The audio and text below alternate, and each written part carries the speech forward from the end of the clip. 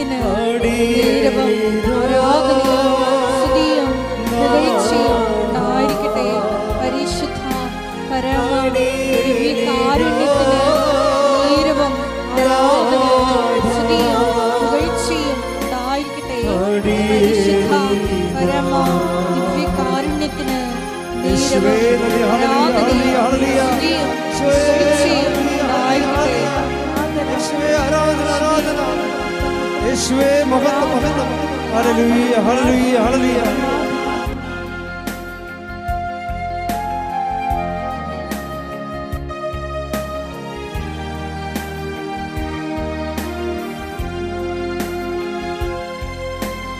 നീ എൻ്റെ രക്ഷകനും നീ എൻ്റെ ആലംബവും നീ എൻ്റെ രക്ഷകനും നീ എൻ്റെ വൈദ്യനും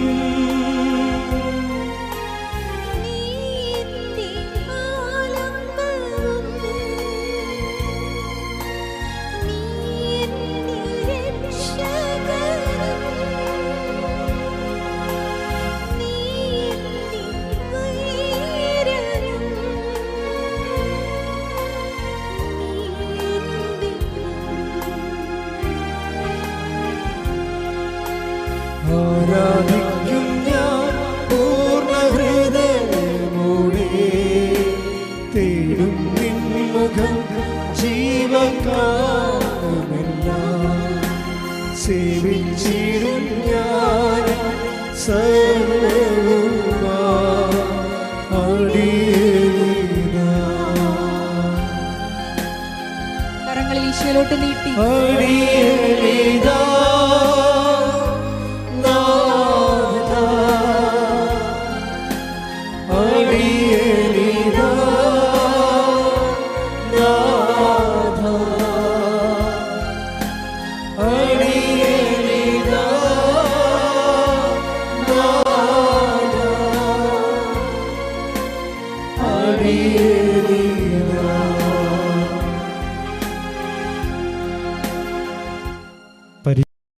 പരിശുദ്ധ പരമദിവ്യകാരുണ്യത്തിന് എന്നേരവും ആരാധനയും സ്തുതിയും പുകഴ്ചയും ഉണ്ടായിരിക്കട്ടെ. പരിശുദ്ധ പരമദിവ്യകാരുണ്യത്തിന് എന്നേരവും ആരാധനയും സ്തുതിയും പുകഴ്ചയും ഉണ്ടായിരിക്കട്ടെ. പരിശുദ്ധ പരമദിവ്യകാരുണ്യത്തിന് എന്നേരവും ആരാധനയും സ്തുതിയും പുകഴ്ചയും ഉണ്ടായിരിക്കട്ടെ. ദിവ്യകാരുണ്യ സന്നിധിയിൽ പരിശുദ്ധ അമ്മയോട് ചേർന്ന് നിന്നുകൊണ്ട് കൃപാസനം പ്രത്യക്ഷീകരണ മധ്യസ്ഥ പ്രാർത്ഥന നമുക്ക് ഏറ്റുചൊല്ലാം. അമ്മേ പരിശുദ്ധ അമ്മേ, അമ്മേ പരിശുദ്ധ അമ്മേ, ദൈവമാതാവേ, ദൈവമാതാവേ, കൃപാസനത്തിലൂടെ ഞങ്ങൾക്കും ഞങ്ങളുടെ ദേശത്തിനും അമ്മ മാധ്യസ്ഥം തേടിത്തന്ന എല്ലാ അനുഗ്രഹങ്ങൾക്കും കൃപകൾക്കും ഞങ്ങളിപ്പോൾ ഹൃദയം നിറഞ്ഞ നന്ദി പറയുന്നു. നമുക്ക് സ്തുതിച്ച് പ്രാർത്ഥിക്കാം. Hallelujah hallelujah hallelujah. ആരാധന കർത്താവേ, സ്തുതിക്കുന്ന കർത്താവേ, മഹത്വപ്പെടുത്തുന്ന നാമത്തിന് സ്തുതിയും പുകഴ്ചയും ഉണ്ടായിരിക്കട്ടെ. Hallelujah hallelujah. ആരാധന കർത്താവേ, സ്തുതിക്കുന്നു, മഹത്വപ്പെടുന്നു. Hallelujah hallelujah hallelujah. അടിയേനിതാ നാഥാ, അടിയേനിതാ നാഥാ, അടിയേനിതാ നാഥാ, അടിയേനിതാ. പരിശുദ്ധ പരമദിവ്യകാരുണ്യത്തിന് എന്നേരവും ആരാധനയും സ്തുതിയും പുകഴ്ചയും ഉണ്ടായിരിക്കട്ടെ. പരിശുദ്ധ പരമദിവ്യകാരുണ്യത്തിന് എന്നേരവും ആരാധനയും സ്തുതിയും പുകഴ്ചയും ഉണ്ടായിരിക്കട്ടെ. പരിശുദ്ധ പരമദിവ്യകാരുണ്യത്തിന് എന്നേരവും ആരാധനയും സ്തുതിയും പുകഴ്ചയും ഉണ്ടായിരിക്കട്ടെ. അമ്മേ പരിശുദ്ധ അമ്മേ, അമ്മേ പരിശുദ്ധ അമ്മേ, ദൈവമാതാവേ, 2004 ഡിസംബർ 7-ാം തീയതി ഉച്ച കഴിഞ്ഞ് 2:30 കൃപാസനത്തിൽ സംഭവിച്ച അമ്മയുടെ പ്രത്യക്ഷപ്പെടലിനെ കുറിച്ച് തിരുസഭയ്ക്ക് സമർപ്പിച്ചിരിക്കുന്ന പഠനരേഖകളുടെ വസ്തുനിഷ്ഠവും ദൈവശാസ്ത്ര വിധിപ്രകാരമുള്ളതുമായ അന്വേഷണ പഠനങ്ങൾ നടത്തി ആ പ്രത്യക്ഷപ്പെടലിലൂടെ പ്രകടമായ ദൈവമാതാവിന്റെ പ്രത്യേക കരുതലും സംരക്ഷണവും വെളിപ്പെടുത്തുന്ന പീഡിതരുടെ ആശ്വാസവും പ്രവാചകന്മാരുടെ രാജ്ഞിയും വാഗ്ദാനത്തിന്റെ പേടകവും പ്രപഞ്ച പ്രകൃതിയുടെ മാതാവുമായ പരിശുദ്ധ അമ്മയുടെ ഭക്തി തിരുസഭയിൽ കൂടുതൽ പ്രചരിച്ച് ജീവിതത്തിന്റെ ദുരിത ദുരന്ത അവസ്ഥകളിൽ അകപ്പെട്ട് കഴിയുന്ന അനേകായിരം മക്കൾ ദൈവത്തിന്റെ സാന്നിധ്യവും സന്ധിപ്പും കൂടുതൽ അനുഭവിക്കുക വഴി ആത്മീയ വിശുദ്ധി ദൈവശക്തി കൈവരിക്കുവാൻ ഞങ്ങളുടെ കുടുംബങ്ങളെ ഇടയാക്കണമേ. നമുക്ക് സ്തുതിച്ച് പ്രാർത്ഥിക്കാം. ഹല്ലേലൂയ, ആരാധന, ഹല്ലേലൂയ, നിന്റെ നാമത്തിന് സ്തുതിയും പുകഴ്ചയും ഉണ്ടാകട്ടെ. ഹല്ലേലൂയ, ആരാധന, ആരാധന,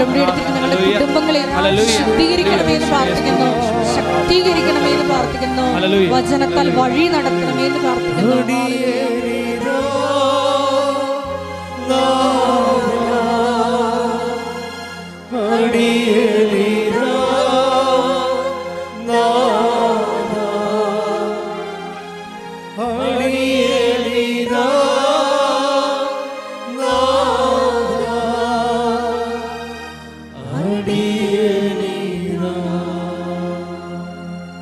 പരിശുദ്ധ പരമദിവ്യകാരുണ്യത്തിന് ആരാധനയും സ്തുതിയും പുകഴ്ചയും ഉണ്ടായിരിക്കട്ടെ. പരിശുദ്ധ പരമദിവ്യകാരുണ്യത്തിന് ആരാധനയും സ്തുതിയും പുകഴ്ചയും ഉണ്ടായിരിക്കട്ടെ. പരിശുദ്ധ പരമദിവ്യകാരുണ്യത്തിന് ആരാധനയും സ്തുതിയും പുകഴ്ചയും ഉണ്ടായിരിക്കട്ടെ. അമ്മേ പരിശുദ്ധ അമ്മേ, അമ്മേ പരിശുദ്ധ അമ്മേ, ഭൂസ്വർലോകങ്ങളുടെ രാജ്ഞിയായ അങ്ങയ്ക്ക് ഭൗമ സംരക്ഷണത്തിനായി പ്രപഞ്ച പ്രകൃതിയെ തിരുസഭ പ്രതിഷ്ഠിക്കുവാൻ ഈ പ്രത്യക്ഷീകരണം വഴി ഇടയാക്കണമേ. പരിശുദ്ധ അമ്മേ, ജപമാല മാതാവേ, സകല കൃപാസന പ്രാർത്ഥനകളോടും ചേർത്ത് ഞങ്ങൾ ഇപ്പോൾ പ്രാർത്ഥിക്കുന്ന ഈ കുടുംബത്തിന്റെ പ്രത്യേക നിയോഗവും മൗനമായി നിന്നുകൊണ്ട് ദിവ്യകാരുണ്യ തിരുസന്നിധിയിൽ പരിശുദ്ധ അമ്മയുടെ മധ്യസ്ഥത്തിൽ നമ്മുടെ നിയോഗങ്ങളെ സമർപ്പിച്ച് നമുക്ക് പ്രാർത്ഥിക്കാം.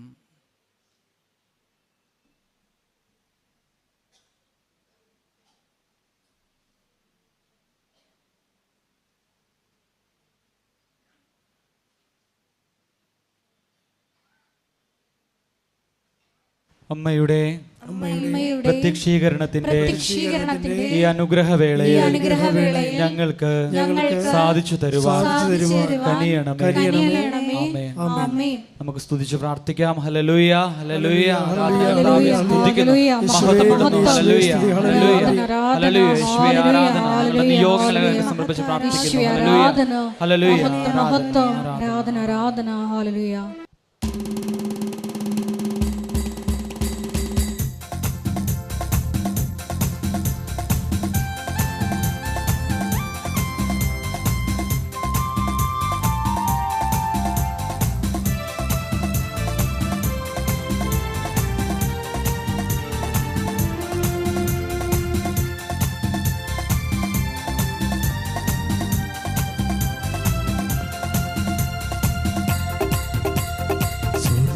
തുറന്നു നീ പരം നിറയണമേ. പരിശുദ്ധാത്മാവേ അഭിഷേകം തരണേ.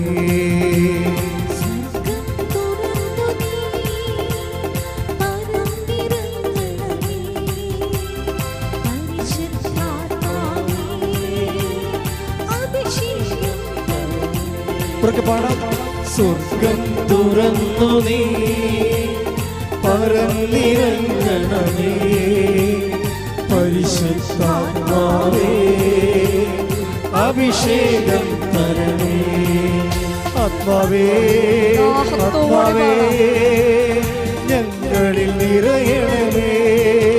ആത്മാവേ ആത്മാവേ ഞങ്ങളിൽ നിറയണമേ. ഞങ്ങൾ ഉയർത്തിയടിച്ചുകൊണ്ട് ആത്മാവേ ആത്മാവേ ഞങ്ങളിൽ നിറയണമേ. ആത്മാവേ ആത്മാവേ ഞങ്ങളിൽ നിറയണമേ. സ്തുതിക്കട്ടെ. Hallelujah hallelujah. ആരാധന ആരാധന. ഈ ദിവ്യകാരുണ്യ ആരാധനയുടെ നിമിഷങ്ങളൊക്കെയും ദൈവ സാന്നിധ്യത്തിന്റെ നിമിഷങ്ങളാകുവാൻ, പരിശുദ്ധ അമ്മ മാതാവിന്റെ പ്രത്യക്ഷീകരണത്തിന്റെ വലിയ അനുഭവങ്ങൾ, വലിയ രോഗസൗഖ്യങ്ങൾ, ദൈവാനുഭവങ്ങൾ ഈ ആരാധനയുടെ നിമിഷങ്ങൾ ഉണ്ടാകുവാൻ ഇടവരുത്തണമേ എന്ന് കർത്താവേ അങ്ങയോട് ഞങ്ങൾ പ്രാർത്ഥിച്ചുകൊണ്ട്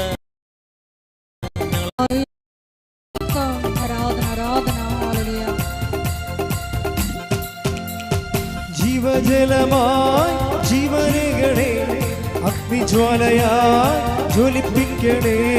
ജീവജലമായി ജീവനുകളെ അഗ്നിജ്വാലയായി ജ്വലിപ്പിക്കണേ. കൊടുങ്കാറ്റായി നിറയണമേ, ആത്മാഭിഷേകം പകരണമേ. കൊടുങ്കാറ്റായി നിറയണമേ, ആത്മാഭിഷേകം ഉയർത്തി. ആത്മാവേ ആത്മാവേ ഞങ്ങളിൽ നിറയണമേ. ആത്മാവേ ആത്മാവേ ഞങ്ങളിൽ നിറയണമേ. ആത്മാവേ ആത്മാവേ ആത്മാവേ ഞങ്ങളിൽ നിറയണമേ. ആത്മാവേ ആത്മാവേ ഞങ്ങളിൽ നിറയണമേ. സ്തുതിക്കാം. Hallelujah hallelujah hallelujah. യേശുവേ ഹല്ലേലൂയ ഹല്ലേലൂയ. കർത്താവേ ആരാധന നയിക്കുന്ന ബഹുമാനപ്പെട്ട ജോസഫ് അച്ഛനെ സമർപ്പിച്ച് പ്രാർത്ഥിക്കുന്നു. ഞങ്ങൾക്ക് ആവശ്യമായ വചനങ്ങൾ, വചനത്തിന്റെ വെളിപ്പെടുത്തലുകൾ, ഉടമ്പടി ജീവിതത്തിൽ ഞങ്ങൾക്ക് ആവശ്യമായ നിർദ്ദേശങ്ങൾ കർത്താവ് ബഹുമാനപ്പെട്ട അച്ഛനിലൂടെ ലഭിക്കുവാൻ അങ്ങയുടെ ആത്മാവിനെ അയച്ച് അച്ഛനെ ശക്തിപ്പെടുത്തണമേ എന്ന് ഞങ്ങളിപ്പോൾ സ്തുതിച്ച് പ്രാർത്ഥിക്കുന്നു. ഹല്ലേലൂയ യേശുവേ. ആരാധന ആരാധന ആരാധന. Hallelujah hallelujah hallelujah. ശ്രീഹരിൽ ശക്തിയായി നിറഞ്ഞതുപോ ഉണർവിൻ വരമിൽ നേകണമേ.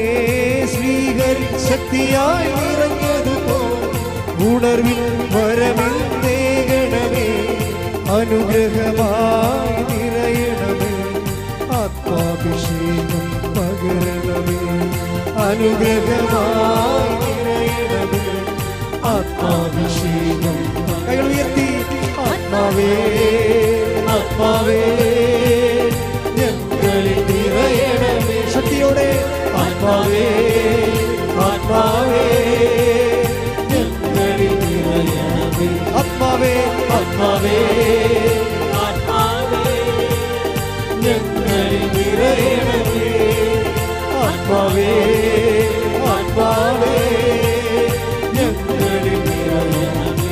സ്വർഗം തുറന്നു നീ പരന്നിറങ്ങണമേ. പരിശുദ്ധാത്മാവേ അഭിഷേകം തരണമേ. സ്വർഗം തുറന്നു നീ പരന്നിറങ്ങണമേ. പരിശുദ്ധാത്മാവേ അഭിഷേകം തരണമേ. കൈകൾ ഉയർത്തി. ആത്മാവേ ആത്മാവേ ഞങ്ങളിൽ നിറയണമേ. ആത്മാവേ ആത്മാവേ ഞങ്ങളിൽ നിറയണമേ. ആത്മാവേ ആത്മാവേ ആത്മാവേ ഞങ്ങളിൽ നിറയണമേ. ആത്മാവേ ആത്മാവേ ഞങ്ങളിൽ നിറയണമേ. സ്തുതിക്കട്ടെ. Hallelujah hallelujah hallelujah. ഹല്ലേലൂയ. മഹത്വം മഹത്വം ഷെക്കിന ടെലിവിഷനിലൂടെയും ഷാലോം ടെലിവിഷനിലൂടെയും കൃപാസനത്തിന്റെ സോഷ്യൽ മീഡിയ പ്ലാറ്റ്ഫോമുകളുടെ എല്ലാം വിധങ്ങളായ സമയങ്ങളിൽ ഈ ആരാധനയിൽ പങ്കെടുത്ത് പ്രാർത്ഥിക്കുവാൻ പോകുന്ന മുഴുവൻ ദൈവ മക്കളെയും ദിവ്യകാരുണ്യ സന്നിധിയിൽ സമർപ്പിച്ച് പ്രാർത്ഥിക്കുന്നു. പരിശുദ്ധ അമ്മയുടെ പ്രത്യക്ഷീകരണത്തിന്റെ സാക്ഷികളാക്കി ആ മക്കൾ ഉയർത്തണമേ എന്ന് പ്രാർത്ഥിക്കുന്നു. അത്ഭുതങ്ങളാലും അടയാളങ്ങളാലും വചനത്താലും ആ മക്കളെ വഴി നടത്തണമേ എന്ന് പ്രാർത്ഥിക്കുന്നു. ഹല്ലേലൂയ. മഹത്വം മഹത്വം. ആരാധന ആരാധന. ഹല്ലേലൂയ. ജീവജലമായി ജീവനുകളെ അഗ്നിജ്വാലയായി ജ്വലിപ്പിക്കണേ. ജീവജലമായി ജീവനുകളെ അഗ്നിജ്വാലയായി ജീവജലമായി ജീവജലമായി ജീവനുകളെ അഗ്നിജ്വാലയായി ജ്വലിപ്പിക്കണേ. കൊടുങ്കാറ്റായി നിറയണമേ ആത്മാഭിഷേകം പകരണമേ. കൊടുങ്കാറ്റായി നിറയണമേ ആത്മാഭിഷേകം പകരണമേ. ആത്മാവേ ആത്മാവേ ഞങ്ങളിൽ നിറയണമേ. ആത്മാവേ ആത്മാവേ ഞങ്ങളിൽ നിറയണമേ. ആത്മാവേ ആത്മാവേ ഞങ്ങളിൽ നിറയണമേ. ആത്മാവേ ആത്മാവേ ഞങ്ങളിൽ നിറയണമേ. സ്തുതിക്കട്ടെ. Hallelujah hallelujah hallelujah hallelujah hallelujah. മഹത്വം മഹത്വം. ആരാധന ആരാധന. ഹല്ലേലൂയ. വിധങ്ങളായ ജീവിത ദുരിതങ്ങളിലൂടെ കടന്നു പോകുന്ന മക്കളെ, ജീവിത ദുരന്തങ്ങളെ അഭിമുഖീകരിക്കുന്ന മക്കളെ ഈ അൾത്താരയിൽ സമർപ്പിച്ച് പ്രാർത്ഥിക്കുന്നു. അവർക്ക് ആന്തരികമായ പരിശുദ്ധാത്മ ശക്തി നൽകണമേ എന്ന് പ്രാർത്ഥിക്കുന്നു. ഈശോയുടെ പുതിയ ജീവിത വഴികൾ അവർക്ക് ഈ ആരാധനയിലൂടെ തുറന്നു കൊടുക്കണമേ എന്ന് പ്രാർത്ഥിക്കുന്നു. ഹല്ലേലൂയ. മഹത്വം മഹത്വം. ആരാധന ആരാധന. ഹല്ലേലൂയ. യേശുവേ നന്ദി. ശ്രീഹരി ശക്തിയായി നിറഞ്ഞതുപോ ഉണർവിൻ വരമിന്നേകണമേ. ശ്രീഹരി ശക്തിയായി നിറഞ്ഞതുപോ ഉണർവിൻ വരമിന്നേകണമേ. അനുഗ്രഹമായി നിറയണമേ ആത്മാഭിഷേകം പകരണമേ. അനുഗ്രഹമായി നിറയണമേ ആത്മാഭിഷേകം പകരണമേ. ആത്മാവേ ദാഹത്തോടെ കൈകൾ ഉയർത്തി. ആത്മാവേ ആത്മാവേ ഞങ്ങളിൽ നിറയണമേ. ശക്തിയോടെ ആത്മാവേ ആത്മാവേ ഞങ്ങളിൽ നിറയണമേ. ആത്മാവേ ആത്മാവേ ഞങ്ങളിൽ നിറയണമേ. ആത്മാവേ ആത്മാവേ ഞങ്ങളിൽ നിറയണമേ. ആത്മാവേ ആത്മാവേ ഞങ്ങളിൽ നിറയണമേ. ആത്മാവേ ആത്മാവേ ഞങ്ങളിൽ നിറയണമേ.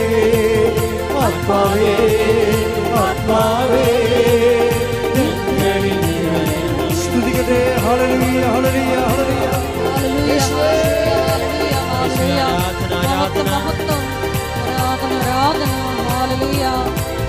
ദിവ്യകാരുണ്യനാഥനായ ദൈവമേ, അങ്ങയുടെ ജീവിക്കുന്ന സാന്നിധ്യം ഞങ്ങൾ അനുഭവിക്കുവാൻ പരിശുദ്ധ അമ്മയുടെ വലിയ സാന്നിധ്യമുള്ള ഈ ആലയത്തിൽ അമ്മ ജീവനോടെ പ്രത്യക്ഷപ്പെട്ട ഈ അൾത്താരയുടെ സമീപം അനേകർ ദൈവത്തെ ഏറ്റുപറയുന്ന, ദൈവാനുഭവം ലഭിക്കുന്ന, സൗഖ്യം നേടുന്ന അനുഭവങ്ങൾ ലഭിക്കുന്ന ഈ അൾത്താരയുടെ സമീപം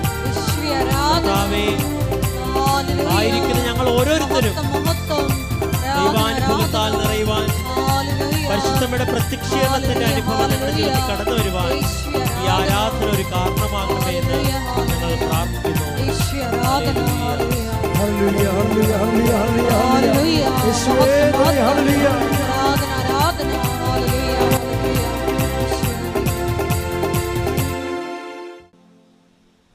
ഉടമ്പടി ധ്യാനത്തിൽ നമ്മളെപ്പോഴും ചെയ്യുന്നത് ഒന്നോ രണ്ടോ കേസ് ഹിസ്റ്ററി എടുത്തിട്ട് അത് അനലൈസ് ചെയ്യാം. അതിന് നമ്മൾ ഉടമ്പടി വചന വിചാരമെന്ന് പറയും. അതായത് ഒരു സാക്ഷ്യം എടുത്തിട്ട് അതിൽ പ്രവർത്തിച്ചിരിക്കുന്ന ഉടമ്പടി തത്വങ്ങൾ എന്താണ്, അതിൻ്റെ കോമൺ ഫാക്ടേഴ്സ് എന്താണ്, നമ്മൾക്ക് ആക്ടിവേറ്റ് ചെയ്യാൻ പറ്റിയ അതിൻ്റെ അകത്ത് നിന്ന് എടുക്കുന്ന ഒരു ഫോർമുല, സൂത്രവാക്യം, അത് നമ്മളെടുത്താൽ എങ്ങനെ നമ്മുടെ വിഷയത്തിൻ്റെ മേൽ പ്രശ്നത്തിന് ഒരു സോൾവിങ് ഉണ്ടാവും. നമ്മളിന്ന് അനുഭവിക്കുന്ന ജീവിത പ്രശ്നങ്ങൾക്ക് സൊല്യൂഷൻ കാണുകയാണ് ഉടമ്പടിയുടെ ലക്ഷ്യം.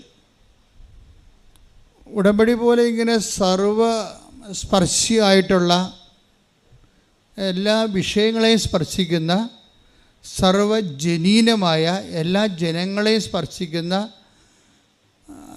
ഒരു പ്രെയർ പ്രോജക്റ്റ്, പ്രാർത്ഥനാ പദ്ധതി, അതാണ് ഉടമ്പടിയുടെ ഒരു തനത് കൃപയെന്ന് പറയുന്നത്. കാരണം എല്ലാ ജനങ്ങളെയും അത് ആപ്ലിക്കബിളാണ്. Divide of any caste and creed,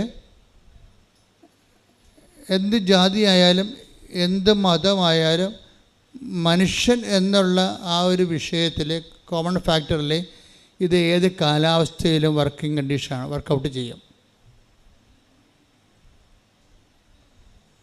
അപ്പോഴവർ already ഉടമ്പടി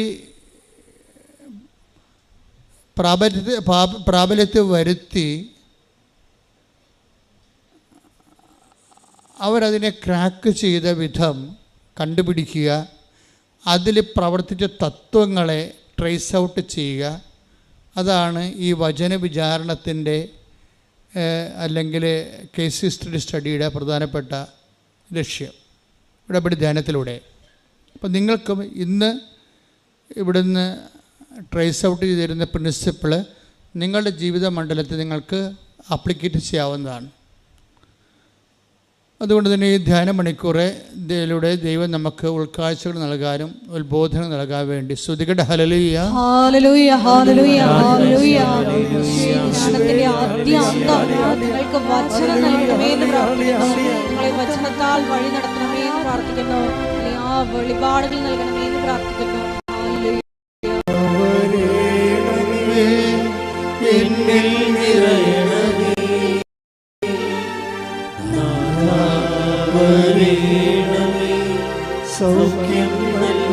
ഒരുമിച്ച് പാടുക സന്തോഷത്തോടെ.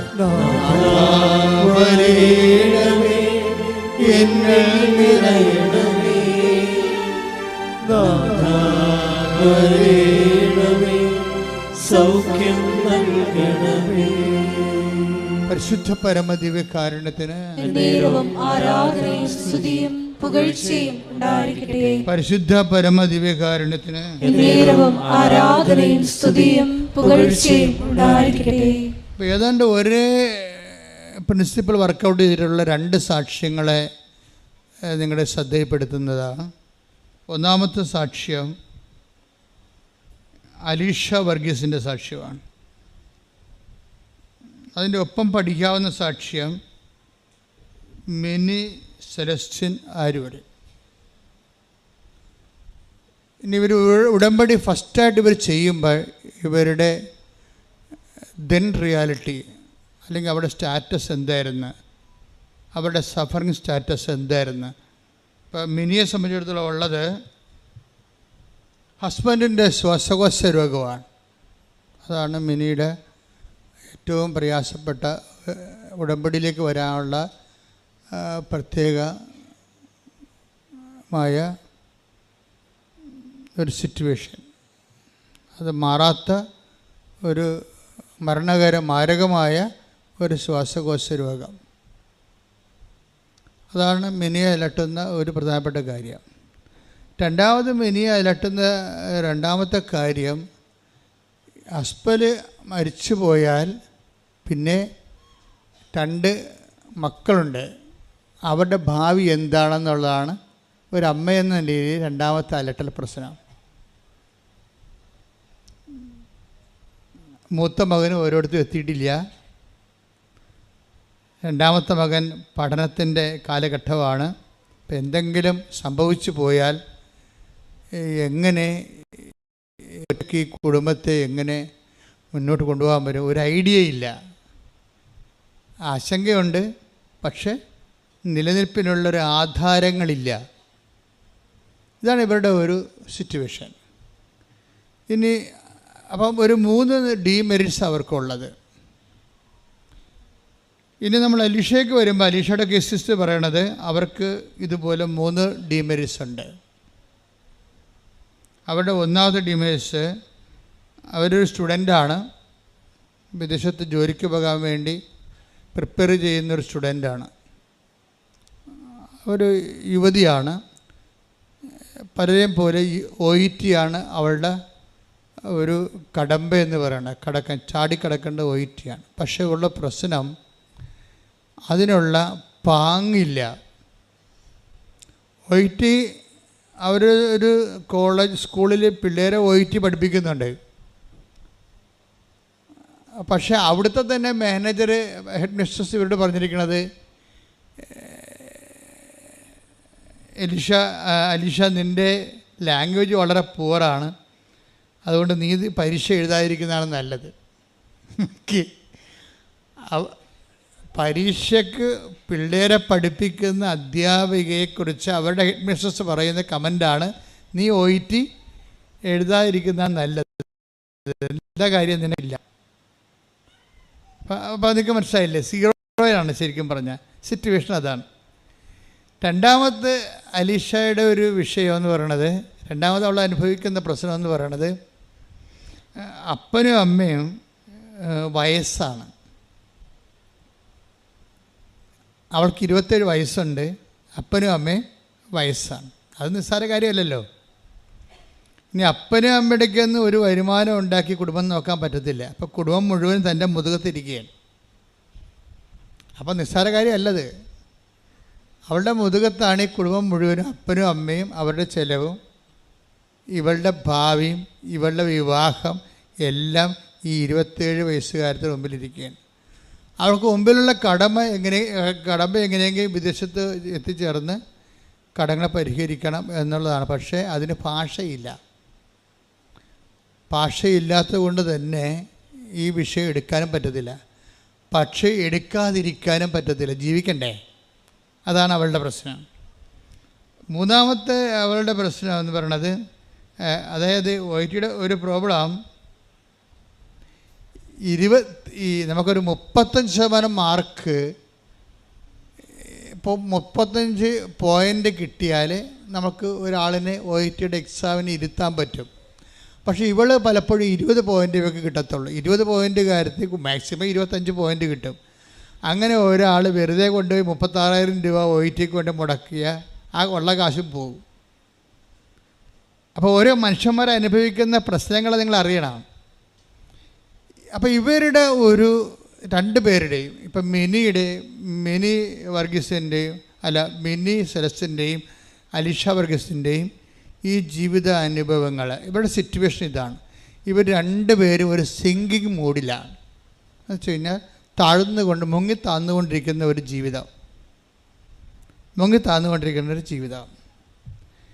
ഇവരെ സംബന്ധിച്ചിടത്തോളം അവരുടെ ബന്ധുക്കളോ സ്വന്തപ്പെട്ടവരോ നിലവിൽ ആരും അവരെ സപ്പോർട്ട് ചെയ്യാനില്ല. അവർ തന്നെ അവരുടെ ജീവിതം ജീവിച്ച് തീർക്കണം. ഈ അവസ്ഥയിലാണ് മെൻറ്റർമാർ വരണത്.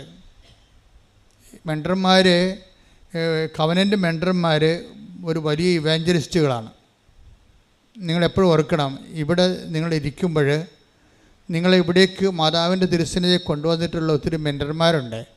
അവരോർത്ത് നമുക്ക് നിങ്ങളെ കവനൻ്റിനെക്കുറിച്ചും കൃപാസനത്തെക്കുറിച്ചും മാതാവിനെക്കുറിച്ചും നിങ്ങളോട് കണ്ണീരിൻ്റെ കാലത്ത് നിങ്ങൾക്ക് ഉപദേശം നൽകിയ മക്കളെ ഓർത്തുകൊണ്ട് സ്തുതിക്കട്ടെ. Hallelujah, hallelujah, hallelujah, hallelujah.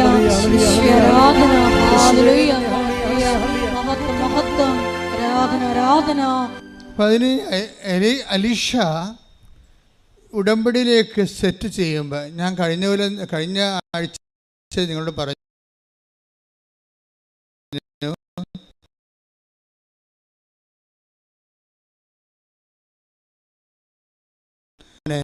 അവർ പദ്ധതിയിലേക്ക് ക്രമീകരിച്ച് വെക്കുക, സെറ്റ് ചെയ്ത് വെക്കുക.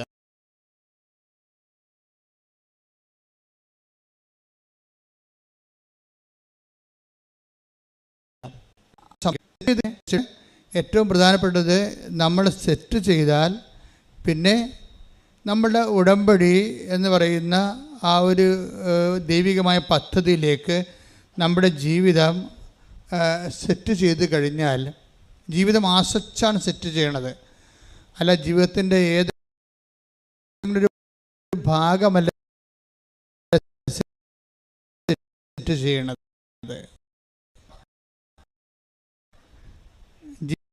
ജീവിതം ആസ്വദിച്ച് നിങ്ങളുടെ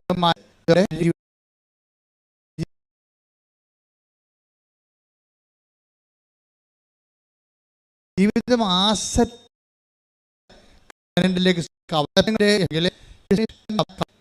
ചെയ്തു വരണത് സമ്പൂർണ്ണതയിൽ ആ വ്യക്തിയുടെ എല്ലാ ജീവിതം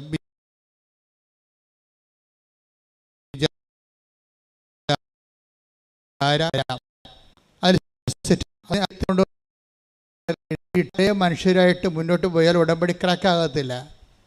കാര്യം ഇതിനകത്ത് ഉടമ്പടിയുടെ മറ്റ് പ്രാർത്ഥനാ രീതികളിൽ നിന്ന് വ്യത്യസ്തമായിട്ടുള്ളത്, നിങ്ങൾ ഉടമ്പടി പെർഫെക്റ്റ് ആണെങ്കിൽ, ഇവിടുന്ന് പറഞ്ഞിരിക്കുന്നത് അവൻ പറയണ പോലെ ചെയ്യുന്നതനുസരിച്ച് കൊണ്ട് നിങ്ങളുടെ പ്രാർത്ഥനാ ജീവിതവും നിങ്ങളുടെ പ്രവർത്തന ജീവിതവും നിങ്ങളുടെ പ്രേക്ഷിത ജീവിതവും, 3 ജീവിതമാണ് ഉടമ്പടിക്കുള്ളത്. ഒന്ന് പ്രാർത്ഥനാ ജീവിതം, എല്ലാ വിഷയവും പ്രാർത്ഥന കൊണ്ട് സമീപിക്കുക. അതിൻ്റെ പ്രിസ്ക്രൈബ്ഡ് വളരെ സെലക്റ്റീവ് പ്രെയർ ഇവിടുന്ന് തരും. സെലക്റ്റീവ് പ്രെയർ, അതായത് ഒരു വിഷയം ക്രാക്ക് ചെയ്യാൻ പറ്റുന്ന രീതിയിൽ നിങ്ങളൊരു 3 ഫേസിലേക്ക് പ്ലഗ് ചെയ്യാൻ പറ്റുന്ന രീതിയിലുള്ള സെലക്റ്റീവ് പ്രെയറാണ് ഇവിടുന്ന് തരണത്. പ്രെയർ ഒരിക്കലും ഇവിടുന്ന് നിങ്ങൾക്ക് തരണ ഒന്നാമത്തത് പ്രത്യക്ഷീകരണ പ്രാർത്ഥനയാണ്. ആ പ്രത്യക്ഷീകരണ പ്രാർത്ഥന ഒരു പുഷ്പുള്ളായിട്ട് വർക്ക് ചെയ്യണതാണ്. നമുക്കറിയാം, ഇപ്പോൾ ഒരു സാധാരണ ഒരു പ്രാർത്ഥന നമ്മൾ ചെല്ലണതും പ്രത്യക്ഷീകരണ പ്രാർത്ഥന ചെല്ലണതും തമ്മിൽ വ്യത്യാസമുണ്ട്. പ്രത്യക്ഷീകരണ പ്രാർത്ഥന എന്ന് പറയുന്നത് ഉടമ്പടി ബേസ് ചെയ്തിരിക്കുന്നതും ഉടമ്പടിയുടെ ദൈവികമായ ലക്ഷ്യവും എല്ലാം മാതാവിൻ്റെ പ്രത്യക്ഷീകരണവുമായിട്ട് ബന്ധപ്പെട്ടാണ് നമുക്ക് ഉടമ്പടി നൽകിയിരിക്കുന്നത്. അപ്പോൾ 2004 ഡിസംബർ 7 ഉച്ചയ്ക്ക് 2 മണിക്ക് പരിശുദ്ധ അമ്മ ഈ ആൾത്താരെ പ്രത്യക്ഷപ്പെട്ടുകൊണ്ട് സമയഘടിക നെഞ്ചിൽ ചാർത്തി ദുരന്തമുണ്ടാകാൻ പോണ പ്രാർത്ഥിക്കണം. അപ്പോൾ ലോകത്തിലെ ക്ലൈമറ്റ് ചേഞ്ച് ഉൾപ്പെടെയുള്ള ദുരന്തങ്ങളുടെ വലിയ കാലഘട്ടമാണ് 2004 തൊട്ട് 6 തൊട്ട് 6-ലാണത് പ്രകടമാണ്. അമ്മ പറഞ്ഞ ദുരന്തം ആദ്യമായിട്ടും പ്രകടമാകുന്നത് 2006-ലാണ്. 2004 സുനാമിക്ക് ശേഷം, സുനാമിക്ക് 1 മാസം മുമ്പാണ് ദുരന്തമുണ്ടാകാൻ പോകണമെന്ന് പറഞ്ഞത്. പ്രാർത്ഥിക്കണം. അപ്പോൾ ഡിസംബർ 7 പറഞ്ഞു, 26 സുനാമി ഉണ്ടായി. പിന്നെ സുനാമി കെട്ടടങ്ങിയ ഉടനെ ചിക്കൻ ഗുനിയ ആരംഭിച്ചു. ആൾക്കാരൊക്കെ ഇന്നും മുടങ്ങി നടക്കണുണ്ട് അല്ലേ, കണ്ടില്ലേ? ചിക്കൻ ഗുനിയയുടെ കാലം കഴിഞ്ഞത് 2009-ലാണ് തീരണത്. 2009 തീർന്നു കഴിയുമ്പോൾ ഉടനെ നിപ്പ വൈറസ് സ്റ്റാർട്ട് ചെയ്യും. 2012 വരെ ഉണ്ട് നിപ്പ വൈറസ്. നിപ്പ വൈറസിൻ്റെ കൂടെ പിന്നെ പക്ഷിപ്പനി, അങ്ങനെ ഇപ്പം തക്കാളിപ്പനി, പലതരത്തിലുള്ള പനികളെല്ലാം പിന്നെ പനികളുടെ ഒരു കാലഘട്ടമാണ് നമ്മൾ കണ്ടത്. പനികളെല്ലാം തന്നെ മാരകമായ പനികളായിരുന്നു. കുറച്ച് പേര് ജീവിച്ചിരിക്കുന്നവർ അവരെക്കുറിച്ച് ഓർക്കണമെന്നില്ല, മരിച്ചുപോയോ അതൊക്കെ ഉണ്ട്. ഈ കാലഘട്ടത്തിൽ മരിച്ചുപോയ അനേകം കുടുംബങ്ങളുണ്ട്, അനേകം ഭർത്താക്കന്മാരുണ്ട് മരിച്ചുപോയവർ, അനേകം ഭാര്യമാർ മരിച്ചു പോയിട്ടുണ്ട്, മക്കൾ വരെ മരിച്ചു പോയിട്ടുണ്ട്. അപ്പോൾ ആരെങ്കിലും നമ്മളിപ്പോൾ അവശേഷിക്കുന്നവർ മരിച്ചവരെക്കുറിച്ച് അറിയുന്നില്ലല്ലോ. അപ്പോൾ ഈ ഒരു കാലഘട്ടം മരണത്തിൻ്റെ ഒരു വലിയ കാലഘട്ടമാണ്. അതങ്ങനെ വന്ന് ഒരു 2018 മാറണത്, പ്രളയമായി മാറണത്. 18-ലും 19-ലും പ്രളയം വരും. 20-ലേക്ക് വരുമ്പോൾ അത് കോവിഡായിട്ട് ചേഞ്ച് ചെയ്യും. 19 കോവിഡായിട്ട് ഇവിടെ 20 വരുമ്പോൾ നാട്ടിൽ കോവിഡ് വരും. പിന്നെ 21 വരെ കോവിഡിൻ്റെ കാലഘട്ടമാണ്. കോവിഡിൻ്റെ കാലഘട്ടത്തിന് ശേഷമാണ് പിന്നെ ഉരുൾപൊട്ടൽ അതുപോലെയുള്ള കുറച്ച് കാഷ്വാലിറ്റി മാത്രം ഉണ്ടാകുന്ന ചെറിയ ചെറിയ ദുരന്തങ്ങൾ ലോകത്തിൻ്റെ എല്ലാ ഭാഗങ്ങളിലും കത്രീന കൊടുങ്കാറ്റ് ഉൾപ്പെടെയുള്ള പല പല പേരുകൾ, പല പല ചേട്ടത്തിമാരുടെ പേരുകളിലെ കൊടുങ്കാറ്റുകൾ ഇറങ്ങും ഓരോ രീതികളിൽ. അതൊക്കെ ഇപ്പോഴും നടന്നുകൊണ്ടിരിക്കുന്ന കാര്യങ്ങളാണ്. അപ്പോൾ പക്ഷേ ഇങ്ങനെ ഒരു 2004 മുതൽ ഇങ്ങോട്ട് ദുരന്തങ്ങളുടെയും മനുഷ്യരാശി ഇതിൻ്റെ ഭാഗമായിട്ട് 2012 വന്നപ്പോൾ 92 മുതൽ ഇതിൻ്റെ ഒരു ലാഞ്ചനം ഉണ്ടായിരുന്നു. ഇൻ്റർനാഷണൽ ഭൗമ ഉച്ചകോടിക്ക് പിന്നീട് അന്ന് മുതൽ ക്ലൈമറ്റ് ചേഞ്ച് എന്നും പറഞ്ഞ് ആഗോള വ്യാപകമായ രീതിയിലുള്ള ദുരന്തം വിതച്ചിട്ടുണ്ട്. ക്ലൈമറ്റ് ചേഞ്ച് ആരുടെ കയ്യിൽ നിൽക്കണില്ല. അതിൽ എൽ നീനോയിലേക്ക് പോകുന്നു. എൽ നീനോ മേഘങ്ങളും എൽ നീനോ കാലാവസ്ഥകളും കൂമ്പാരം മേഘങ്ങളും അതുപോലെ തന്നെ കൂമ്പാരം മേഘങ്ങൾ നമ്മൾ ജീവിതത്തിൽ ഒരിക്കലും കണ്ടിട്ടില്ലല്ലോ. സീസണെല്ലാം പോയിരിക്കുകയാണ്. ഇപ്പോൾ സീസൺ പോയി, കൃഷികളെല്ലാം പോയി, അല്ലേ? സീസണെല്ലാം പോയി. നമ്മുടെ സീസണ് പണ്ട് നമുക്ക് ജൂൺ എന്ന് പറയുമ്പോൾ മെയ് 31 എന്ന് പറയുമ്പോൾ തന്നെ മൺസൂൺ മേഘം വന്നു. ജൂൺ ജൂലൈ എന്ന് പറയുമ്പോൾ തന്നെ വർഷം തീർന്നു. തുലാപ്പത്താകുമ്പോൾ പ്ലാവിൻ്റെ ചുവട്ടിലും കിടക്കാം. ഇപ്പോൾ തുലാപ്പത്താകുമ്പോഴാണ് ഇപ്പോൾ കർക്കിടകം തുടങ്ങണത്. പക്ഷേ ക്ലൈമറ്റ് ആപ്പാട് ചേഞ്ചായി. മഴ ഏത് സമയത്തും വരാം. എവിടെ നോക്കിയാലും കൂമ്പാരം മേഘങ്ങൾ കാണാം. ഇങ്ങനെ മേഘങ്ങളിങ്ങനെ കൂമ്പാരമായിട്ട് ഇങ്ങനെ നിൽക്കണ കാണാം. എന്ന് വെച്ച് കഴിഞ്ഞാൽ ഒരു സ്ഥലത്തു നിന്ന് ചൂട് പിടിച്ച് ഒരു കടലിൻ്റെ ഒരു ഭാഗമോ കായലിൻ്റെ ഒരു ഭാഗമോ ഈ ഭൂമധ്യരേഖയുടെ ആ സ്ഥലത്തെന്ന് പറഞ്ഞ പോലെ ഭയങ്കരമായ രീതി ഹീറ്റായിട്ട് അത് വെള്ളം മേഘമായിട്ട് നേരെ മുകളിലോട്ട് പോകും. മുകളിലോട്ട് പോയിട്ട് അത് മഴയായി പെയ്തിറങ്ങി താഴേക്ക് വരുമ്പോൾ തന്നെ ആ പഴയ ചൂട് വീണ്ടും അവിടെ തന്നെ നിൽക്കുകയാണ്. അത് കാരണം ഈ മഴയും പിന്നീട് ആവിയായി മേഘമായിട്ട് പോകുമ്പോഴാണ് കൂമ്പാരമേഘങ്ങൾ ഉണ്ടാകുന്നത്. കൂമ്പാരമേഘങ്ങൾ എന്ന് പറഞ്ഞാൽ സഖ്യപർവ്വതം പോലെയുള്ള വലിയ മേഘങ്ങൾ, പർവ്വതം പോലെയുള്ള പർവ്വത മേഘങ്ങളാണ്. ഈ പർവ്വത മേഘങ്ങളുടെ സഞ്ചാരം ആണ് പിന്നീട് അതായത് ഒരു മഴയ്ക്ക് പ്രത്യേക പേരുണ്ടല്ലോ, ആ മേഘസ്ഫോടനം. അതാണ് കൂമ്പാരമേഘങ്ങളുടെ മേഘസ്ഫോടനം. മേഘസ്ഫോടനം എന്ന് പറയുമ്പോൾ ഒരു വലിയ തടാകം, തലക്ക് മുകളിൽ തടാകം നിന്നിട്ട് തടാകം തട്ടപ്പാടെ വന്ന് തലയിൽ വീഴുക. അത് ഒരു മാസമൊക്കെ നിന്ന് പെയ്യുമ്പോഴാണ് അണക്കെട്ട് പൊട്ടണത്, ഉരുൾപൊട്ടണത്. കൂമ്പാരമേഘങ്ങൾ പണ്ടില്ലായിരുന്നു. കൃപാസന അമ്മയാണിത് പറയണത്. ദുരന്തമുണ്ടാകാൻ പോകുന്നു, പ്രാർത്ഥിക്കണമെന്ന് പറയണത്. കാലാവസ്ഥ കയ്യിൽ നിന്ന് വിട്ടുപോകുന്ന അവസ്ഥകൾ. ഏത് സമയത്തും മഴ വരാം. മഴ ഇന്ന സീസണില്ല. കാലാവസ്ഥ ഇല്ലാത്ത രീതിയിൽ മഴകൾ ഇങ്ങനെ പെയ്തുകൊണ്ടിരിക്കുക. എപ്പോഴും വെള്ളം നനഞ്ഞും മുങ്ങിയും തോന്നും ജീവിക്കുക. അതിൻ്റെ പേരിൽ പുതിയ ദുഷ്ടജന്തുക്കൾ, ഹിംസ്ര ജന്തുക്കളൊക്കെ ഉണ്ടാകുക. അൺസീസൺ ആയത് കാരണം, ക്ലൈമറ്റ് ചേഞ്ചുള്ള കാരണം പല കർഷകർക്ക് വിളയിറക്കാൻ പറ്റാത്ത അവസ്ഥ വരുന്നു. ജനത്തിന് കാർഷിക മേഖല തകരുന്നു, ജനം പട്ടിണിയിലാകുന്നു. അങ്ങനെ പല തരത്തിലുള്ള ദുരന്തമുണ്ട്. ഈ മഹാവിഷയത്തെ ലോകത്തിൽ ആദ്യമായിട്ടും സഭയോട് പറയണത് കൃപാസനം മാതാവാണ്.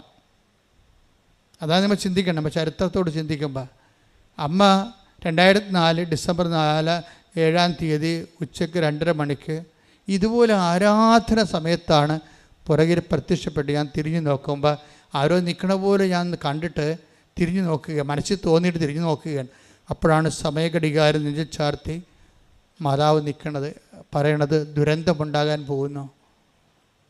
ആ ദുരന്തത്തിലാണ് എല്ലാം ഉള്ളത്. പ്രാർത്ഥിക്കണം. കാര്യം ശാസ്ത്രം കൊണ്ടൊന്നും ചെയ്യാൻ പറ്റത്തില്ല. കൂമ്പാരമേഘങ്ങൾ ഉണ്ടായ ശാസ്ത്രത്തിന് എന്ത് ചെയ്യാൻ പറ്റും? ഒന്നും ചെയ്യാൻ പറ്റത്തില്ല. ശാസ്ത്രത്തിന് വല്ല മുറിയിലൊക്കെ ഇരുന്നുകൊണ്ട് എന്തെങ്കിലും കമ്പ്യൂട്ടർ ഇലക്ട്രോണിക് ബേസിലായിട്ടുള്ള സംഭവങ്ങളൊക്കെ കണ്ടുപിടിക്കാനൊക്കെ പറ്റത്തുള്ളൂ. അല്ലാതെ മനുഷ്യരാശി നേരിടുന്ന വലിയ വിഷയങ്ങളെ മുമ്പിൽ സയൻസ് പകച്ച് നിൽക്കുന്നതാണ് നമ്മൾ കാണുന്നത്. ചിലരോട് പറയും മരം വെച്ച് പിടിപ്പിക്കാൻ പറയും, ചിലരോട് പറയും മരം വെച്ചതാണ് മഴ മാറാത്തതെന്ന് പറയും. കൺഫ്യൂഷൻ ആകപ്പാടെ, മൊത്തം കൺഫ്യൂഷനാണ് പറയണത്.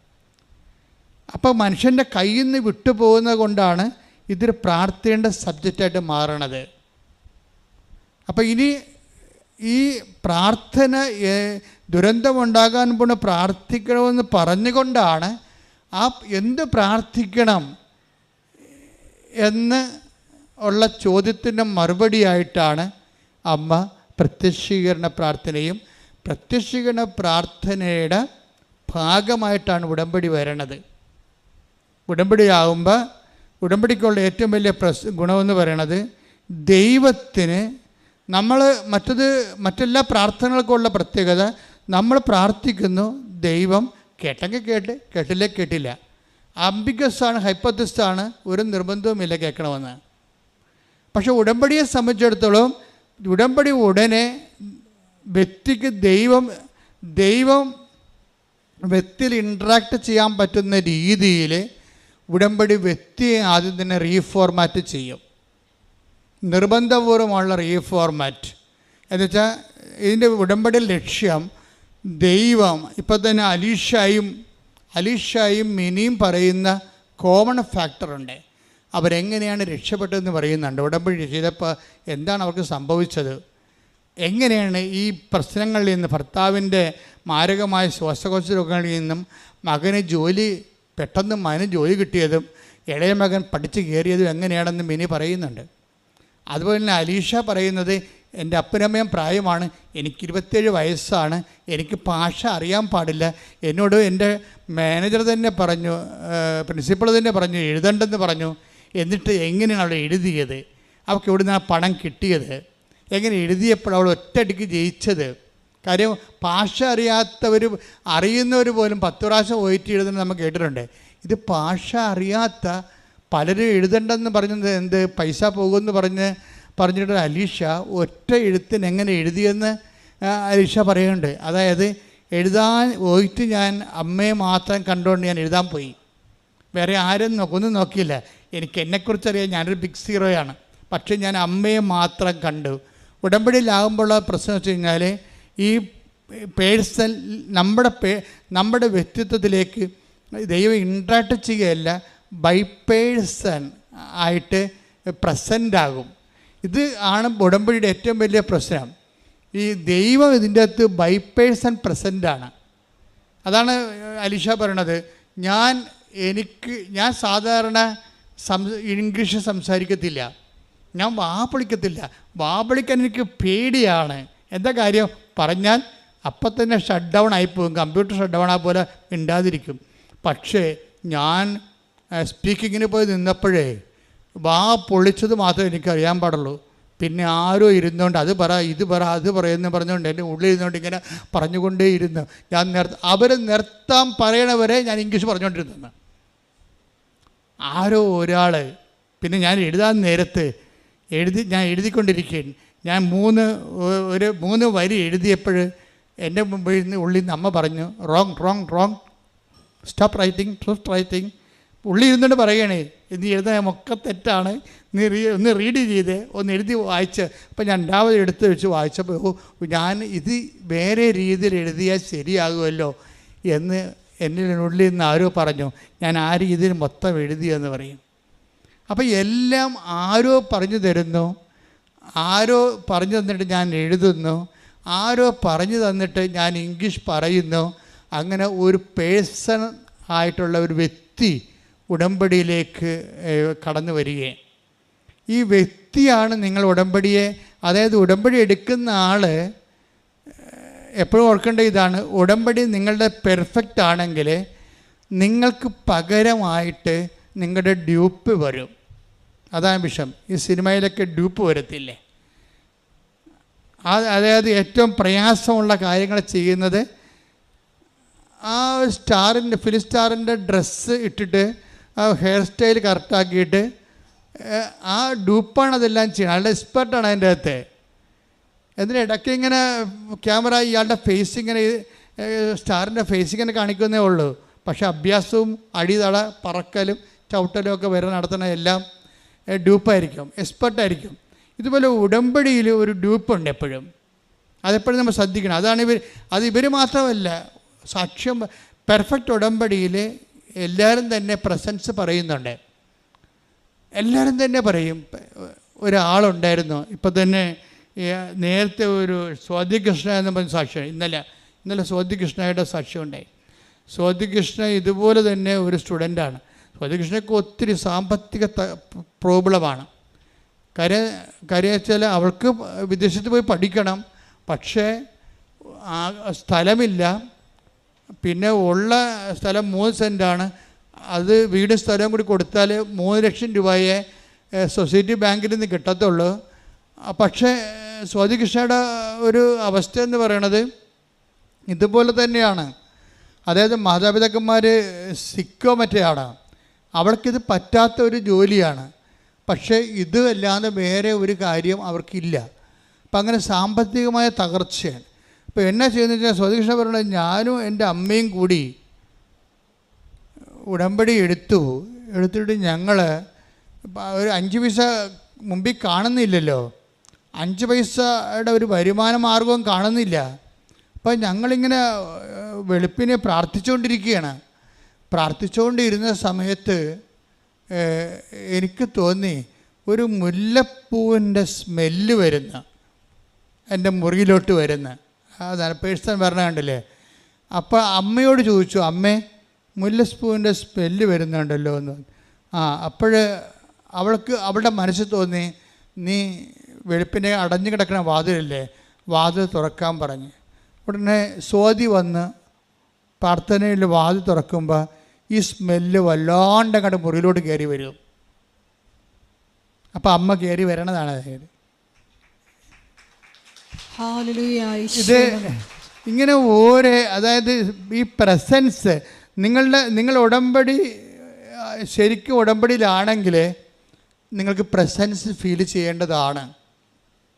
കാര്യം ഉടമ്പടിയുടെ പാക്കേജിലുള്ളതാണ്. എന്താണ് പറഞ്ഞിരിക്കുന്നത്? ഞാൻ എൻ്റെ കൂടാരം നിങ്ങളുടെ ഇടയിൽ സ്ഥാപിക്കും. വാഗ്ദാന പേടകത്തിൻ്റെയൊക്കെ കോൺസെപ്റ്റ് അതാണ്. വാഗ്ദാന പേടകത്തിൻ്റെ കോൺസെപ്റ്റ് തന്നെ നിങ്ങൾ അവൻ പറയണ പോലെ ചെയ്ത് കഴിയുമ്പോൾ, ദൈവത്തിൻ്റെ വചനം നിങ്ങൾ പാലിച്ച് കഴിയുമ്പോൾ നിങ്ങൾ തന്നെ വാഗ്ദാന പേടകമായിട്ട് കൺവേർട്ട് ചെയ്യും. ആർക്ക് ഓഫ് ദി കവനൻ്റ്, ദൈവം നിങ്ങളിൽ വസിക്കും.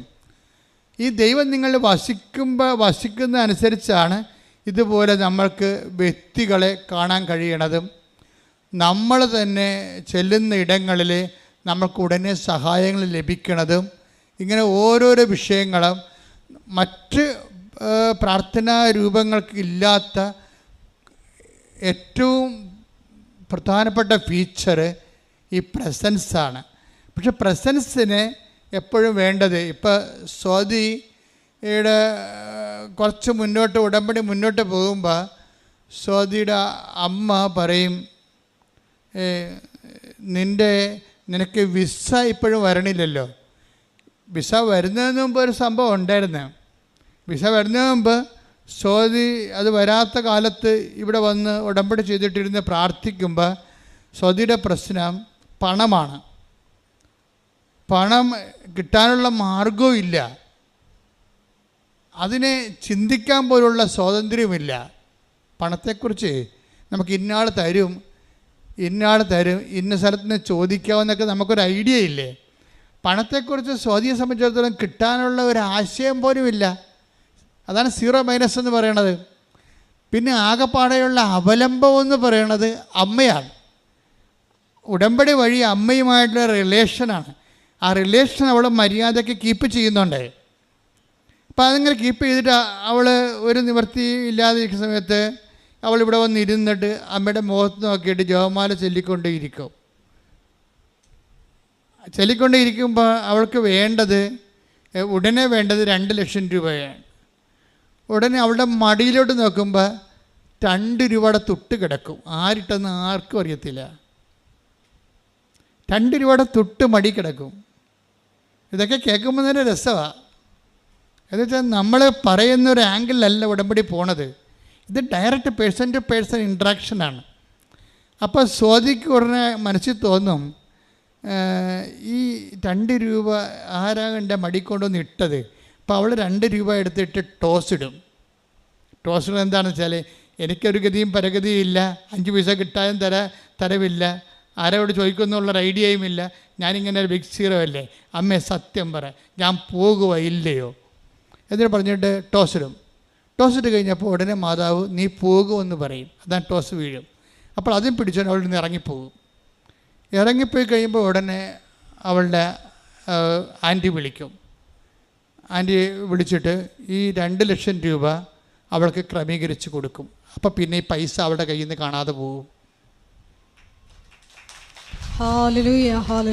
അത് ഇത് ഭയങ്കര രസം. ആ സാക്ഷി ഇന്നാണ് ഇട്ടിരിക്കുന്നത്, നിങ്ങൾ നോക്കിയാൽ മതി.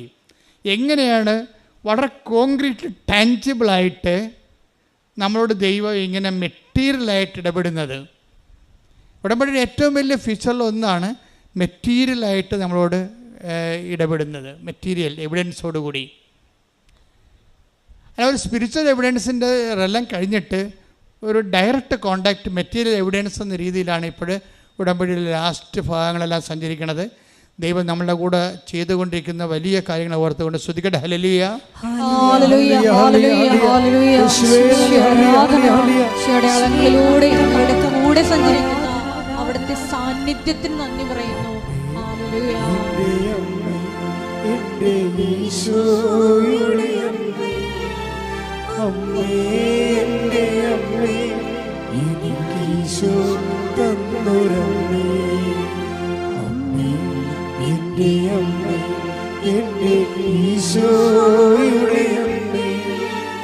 അമ്മേ